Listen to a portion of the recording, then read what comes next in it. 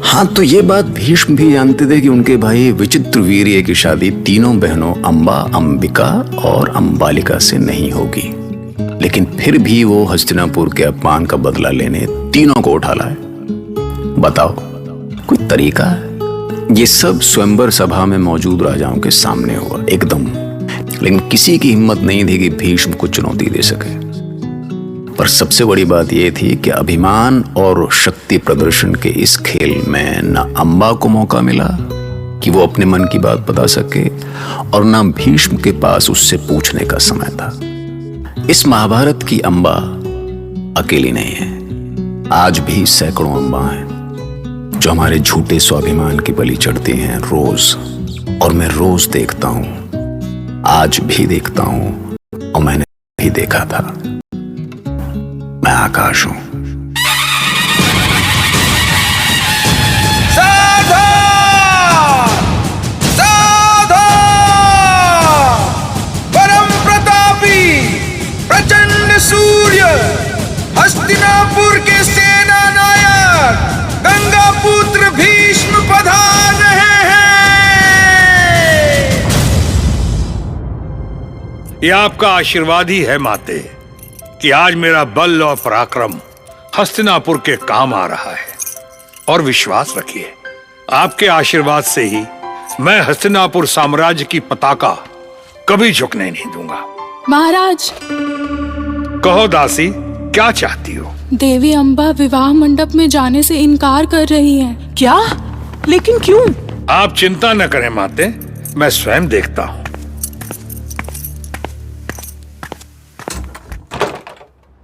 क्या हुआ अंबा, तुमने विवाह मंडप में जाने से इनकार क्यों कर दिया? क्षमा करें महाबली, ये विवाह नहीं हो सकता। पर ऐसा कठोर निर्णय क्यों?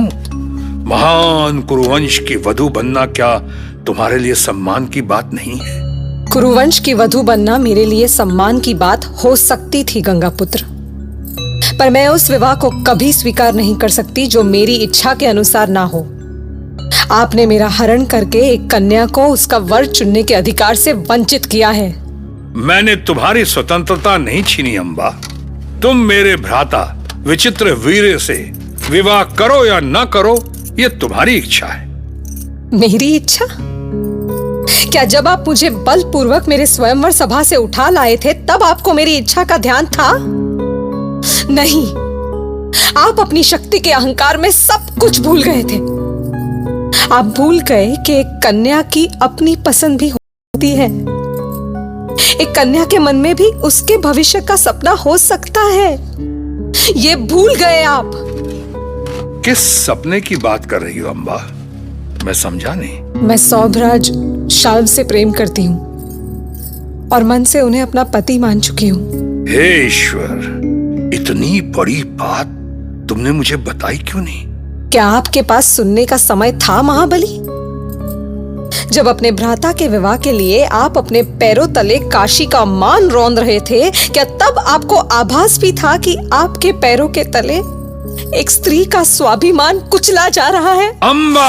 सच हमेशा कठोर होता है गंगा पुत्र। ये संसार आपको महात्यागी समझता है, पर मेरे लिए कौन सा त्याग किया आपने? आपने अपनी शक्ति के अहंकार में चूर होकर हम तीनों बहनों का हरण किया, बिना परिणाम को सोचे। आपने एक बार भी नहीं सोचा कि हमारा हरण हो जाने के बाद हम तीनों को हमारा कुल और समाज स्वीकार भी करेगा या नहीं। मेरी दो बहनों अंबिका और अंबालिका को तो महाराज विचित्रवीर्य ने अपना लिया, पर यदि मेरे और महाराज शाल्व के संबंधों को जानकर विचित्रवीर्य ने मुझे ठुकरा दिया तो मैं कहां जाऊंगी? किससे कहूंगी कि न्याय की महामूर्ति भीष्म ने मेरे साथ अन्याय किया है? तो ठीक है अंबा, जाओ, मैं तुम्हें मुक्त करता हूं। तुम जहां भी जाना चाहती हो जा सकती हो। हरण का कलंक लग जाने के बाद यदि अब महाराज शाल्व ने मुझे स्वीकार नहीं किया तो? यदि वे तुमसे सचमुच प्रेम करते हैं तो तुम्हें अवश्य स्वीकार करेंगे। पर यदि ऐसा नहीं हुआ तो क्या आप विवाह करेंगे मुझसे?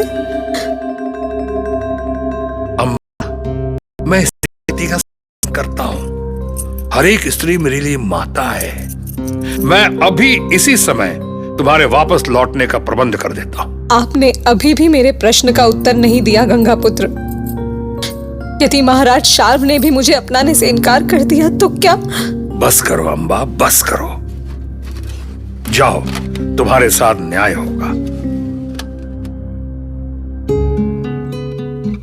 उधर भीष्म को जो भी गलत सही करना था वो कर ही चुके थे, और इधर जिनके सामने ये सब हुआ था, मतलब शाल्व और शिशुपाल जैसे महारथी समय पर बरस नहीं सके, पर अब गरज रहे थे। मित्र शाल्व, मैं चेदी नरेश शिशुपाल आज ये प्रण करता हूं कि जिस भीष्म ने तुम्हें भरी सभा में अपमानित किया है, मैं उसे जीवित नहीं छोड़ूंगा। तुम्हारा अपमान शिशुपाल का अपमान है। मैं खून का घूंट पीकर रह गया शिशुपाल। यदि काशीराज के स्वयंवर सभा में तुम होते तो मैं कभी अपमानित नहीं होता। काशी नरेश के सारे अतिथि कायर निकले। वो दुस्साहसी काशीराज की बेटियों को उठाकर ले गया और सभी डरे सहमे देखते रहे। मैंने उसे चुनौती दी पर मैं अकेला पड़ गया मित्र। जब तक शिशुपाल जीवित है तब तक सौभ नरेश कभी अकेला नहीं पड़ सकता। तुम सही कहते हो। अभी गंगापुत्र अपनी विजय की उन्माद में चूर होगा। हमें अभी हस्तिनापुर पर धावा बोल देना चाहिए। जल्दी में कोई भूल ना करे सौभराज। मैं गंगापुत्र का साम्राज्य देख कर आ रही हूँ। तुम यहाँ क्यों आई हो अम्बा? क्यों आई हूँ? मुझे तो आपके पास ही आना था प्रिय। मेरा जीवन तो आपसे ही है। भ्रम मत पाल, तुम्हें निराशा होगी। अब तुम मेरी नहीं हो, दुस्साहसी भीष्म की झूठन हो तुम। मेरे चरित्र पर उंगली ना उठाएं सौभराज। अपने प्रेम पर भरोसा करें। मैं आपकी हूं और आपकी ही रहूंगी।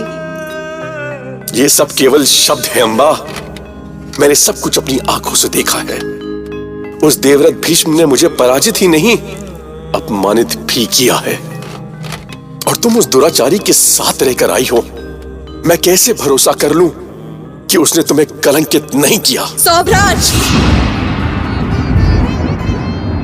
क्या हमारा वर्षों का प्रेम इतना दुर्बल था कि हवा के एक झोंके से उड़ जाए? मुझ पर लांछन लगाने के पहले क्या आपने एक बार भी नहीं सोचा कि हमने साथ जीने मरने का संकल्प लिया था?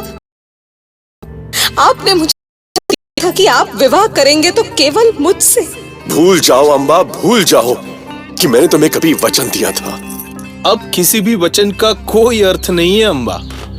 सब कुछ बदल चुका है, क्योंकि अब गंगापुत्र हमारा शत्रु है, और शत्रु के हाथ लगी स्त्री कभी विश्वास योग्य नहीं हो सकती। नहीं चेदीराज शिशुपाल, आपको हमारे संबंधों की गहराई का आभास भी नहीं है। महाराज शाल्व मेरे मित्र हैं अम्बा। मैं इन्हें तुमसे अधिक जानता हूं। यदि एक बार इन्होंने ना कह दिया तो वो मरते दम तक ना ही रहेगा, समझी? ये सच है अम्बा। तुम भीष्म के पास लौट जाओ, जिसने मेरे मान सम्मान को धूल में मिला दिया। उसी के पास लौट जाओ तुम।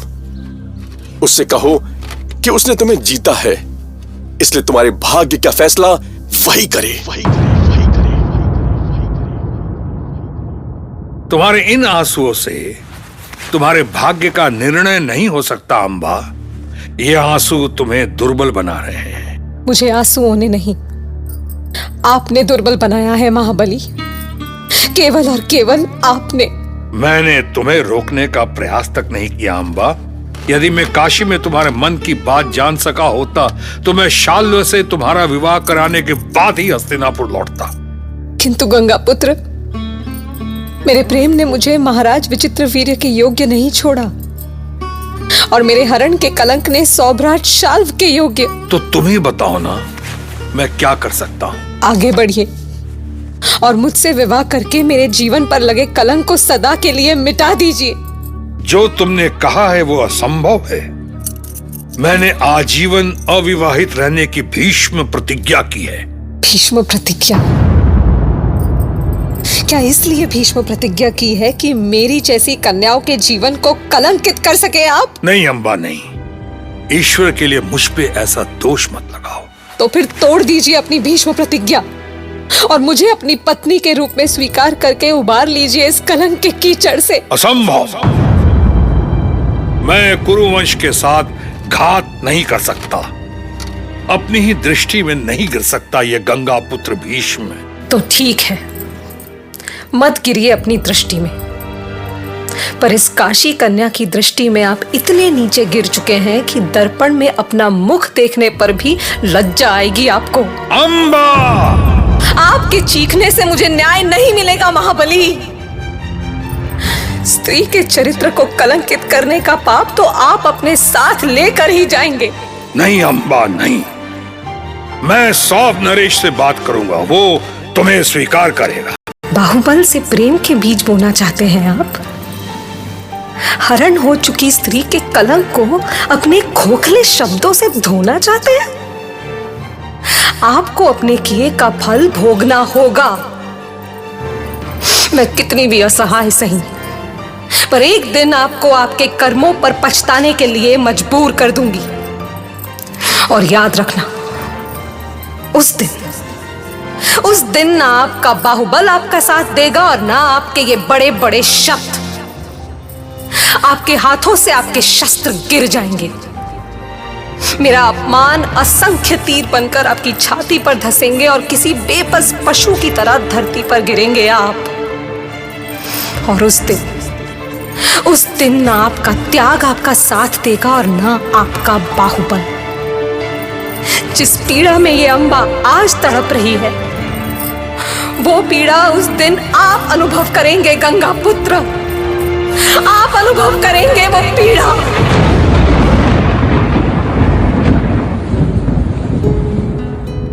क्या है कि भीष्म को यह एहसास तो हो गया था कि उनसे गलती हो गई है, पर वो चाहकर भी कुछ नहीं कर सकते थे। हाँ, कभी कभी होता है ऐसा, हमें पता होता है पर हम कुछ नहीं कर पाते। जब हमारी ही अच्छाई सांप की तरह हमारे ही गले पड़ जाती है। अम्बा भी भीष्म के गले ऐसे ही पड़ गई थी और आखिर में उसी ने उसको डसा भी। खैर, वो आगे की कहानी है, महाभारत।